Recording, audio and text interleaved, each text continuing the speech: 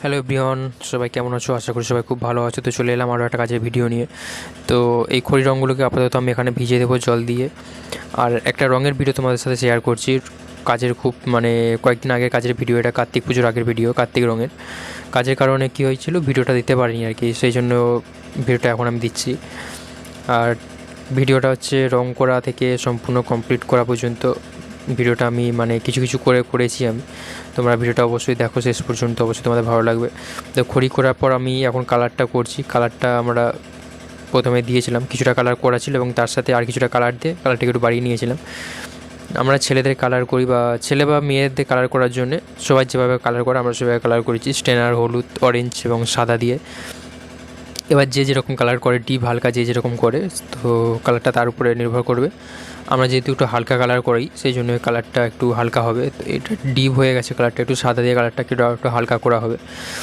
তারপর রঙটা ভালো করে গুলে নেওয়ার পর এইভাবে একটা কাপড়ের মধ্যে রেখে ছেঁকে নিতে হবে। নেওয়ার পর এবার আমরা কার্তিকের মধ্যে রঙটা দিচ্ছি। দেখো, আমরা ঠিক এরকম একটা হালকা কালার আমরা ছেলেদের ব্যবহার করি। মেয়েদের বেলা একটু ডিপ কালারটা করা হয়। তো সব জায়গায় তো সমান নয়, কেউ ডিপ কালার ব্যবহার করে, কেউ হালকা ব্যবহার। আমাদের হালকা কালারটা খুব ভালো লাগে বলে আমরা এরকম কালার ব্যবহার করি আর কি ঠাকুরের গায়েতে। আর শুকনোটা ঠিক ওই রকম কালারটা আসবে, মুখের রঙটা যে দেখতে পাচ্ছ হালকা যে হয়েছে, শুকনোটা ঠিক ওই রকম কালারটা আসবে, ঠিক আছে। তারপরে আবার এই যে মাজা রঙের পর আবার একটা চকচকে ভাব আসবে।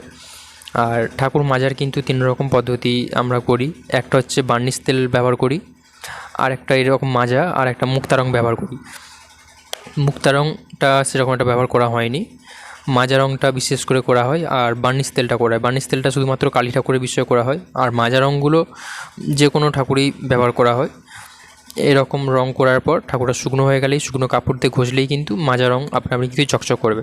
আর সেটের জন্য আমি একটা তুলি নিয়েছিলাম, সেই তুলির সাহায্যে গুঁড়ো অরেঞ্জ দিয়ে আমি এভাবে সেট দিয়েছিলাম। যেহেতু আমার এখনও মেশিন আমি রাখিনি, এখনও মেশিন ব্যবহার করা হয়নি, তো আমি এইভাবেই সেট ব্যবহার করি। তো তোমরা কে কীভাবে সেট ব্যবহার করে জানিও। তারপর চোখটা আমি এঁকে নিয়েছিলাম, কারণ চোখ আঁকার মতো কেউ ক্যামেরা ধরার মতো কেউ ছিল না, এবং চোখ আঁকতে গিয়েও অনেকটা সময় লেগে যায় আর কি।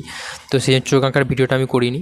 চোখ আঁকার পর আমি কাপড়টা পরিয়ে নিচ্ছিলাম। তো দেখো কীভাবে কাপড়টা পড়ছে। আর আমরা কাপড় পরে একটা খুব সহজ পদ্ধতিতে কাপড়টাকে মাপ করে আগে কেটে নিয়ে আগে লম্বা লম্বা করে ভাঁজ করে নিই। ভাঁজ করে নিয়ে ওই যে কোমরের ওখানটা মেরে দিই। মেরে দেওয়ার পর তারপরে ভাঁজগুলো একটা একটা তুলে দিই। খুব এটা সহজ পদ্ধতি। তো এটা নিয়ে অন্য একটা কোনো তোমাদের ভিডিওর সাথে শেয়ার করব। সম্পূর্ণ কাপড় পরানো আমরা এইভাবেই কাপড়টা পরাই, কারণ এটা খুবই কম সময় লাগে আর খুব তাড়াতাড়িও হয়ে যায়।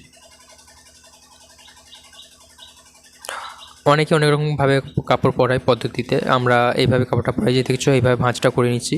করে নিয়ে ওই যে ওখানে একটা পেরেক মেরে দেবো, দিলে এবার এদিক থেকে তুলে দিলেই কিন্তু কাপড়টা কিন্তু পরানো হয়ে যাবে। খুবই কম সময়ের মধ্যে কাপড়টা পরানো হয়ে যায় এগুলো। আমরা এইভাবেই কাপড় পরাই। অনেকে অনেক রকমভাবে পরাই আমি দেখেছি, কিন্তু আমরা এইভাবেই বেশিরভাগ কাপড় পরাই আমরা।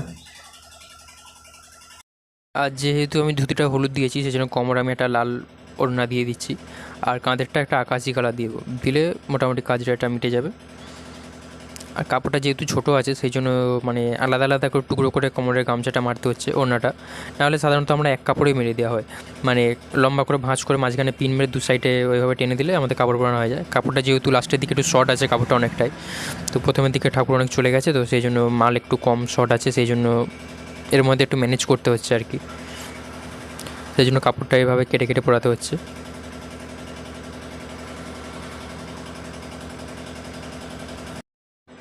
এবার আমি কাঁধের ওড়নাটা সেট করে নেবো। আর আমাদের দিকে কী হয়, দুর্গা পুজোর পর থেকেই কিন্তু আমাদের দিকে কার্তিক ফেলা শুরু হয়ে যায় বাড়ি বাড়ি।